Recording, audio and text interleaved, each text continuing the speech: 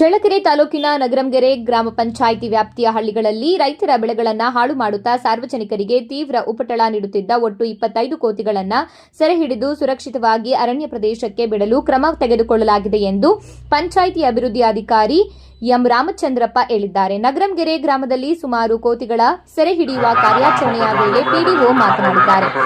ಪಂಚಾಯಿತಿ ವ್ಯಾಪ್ತಿಯ ಒಟ್ಟೆಪ್ಪನಹಳ್ಳಿ ಗ್ರಾಮದಲ್ಲಿ ಶಾಲಾ ಆವರಣದಲ್ಲಿ ಸೇರಿಕೊಂಡಿದ್ದ 3 ಕೋತಿಗಳು ಶಾಲಾ ಮಕ್ಕಳ ಮೇಲೆ ಎರಗಿ ಗಾಯಗೊಳಿಸಿದ್ದವು. ಅಲ್ಲದೆ ಗ್ರಾಮದ ಆಶಾ ಕಾರ್ಯಕರ್ತೆಯರಿಗೂ ಕಚ್ಚಿ ಚಿಕ್ಕ ಮಗುವೊಂದನ್ನ ಎಳೆದಾಡಿ ಜನರಲ್ಲಿ ಭಯಭೀತಿ ಹುಟ್ಟಿಸಿದ್ದವು ಎಂದು ಮಾಹಿತಿ ನೀಡಿದ್ದಾರೆ. ಕೋತಿಗಳ ಹಾವಳಿಯಿಂದ ಬೆಳೆ ಹಾನಿಯಾಗುತ್ತಿರುವ ಬಗ್ಗೆ ಪಂಚಾಯಿತಿಗೆ ಸಾರ್ವಜನಿಕರಿಂದ ದೂರುಗಳು ಬಂದಿದ್ವು.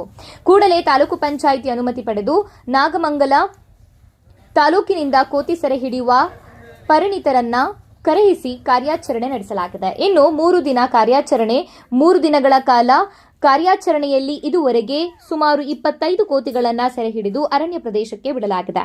ಇನ್ನು 3 ದಿನ ಕಾರ್ಯಾಚರಣೆ ನಡೆಸಿ ಉಳಿದ ಕೋತಿಗಳನ್ನು ಅರಣ್ಯಕ್ಕೆ ಸುರಕ್ಷಿತವಾಗಿ ಬಿಡುವ ಕೆಲಸ ಮಾಡಲಾಗುವುದು ಎಂದು ರಾಮಚಂದ್ರಪ್ಪ ತಿಳಿಸಿದ್ದಾರೆ. ಕೋತಿಗಳ ಉಪಟಳವನ್ನು ತಕ್ಷಣವೇ ನಿವಾರಿಸಿದ ಪಂಚಾಯಿತಿ ಆಡಳಿತ ಕಾರ್ಯಕ್ಕೆ ಗ್ರಾಮಸ್ಥರು ಮೆಚ್ಚುಗೆ ವ್ಯಕ್ತಪಡಿಸಿದ್ದಾರೆ. ಈ ಕಾರ್ಯಾಚರಣೆಯಲ್ಲಿ ಗ್ರಾಮ ಪಂಚಾಯಿತಿ ಸದಸ್ಯ ಅಸ್ಮತ್ ಉಲ್ಲಾ, ರಮೇಶ್, ಬಸವರಾಜ್, ಶಂಕರ್ ಪಾಟೀಲ್, ಓಬಣ್ಣ, ಮಂಜಣ್ಣ, ವಿಜಯಕುಮಾರ್ ಸೇರಿದಂತೆ ಮತ್ತಿತರರು ಪಾಲ್ಗೊಂಡಿದ್ದರು.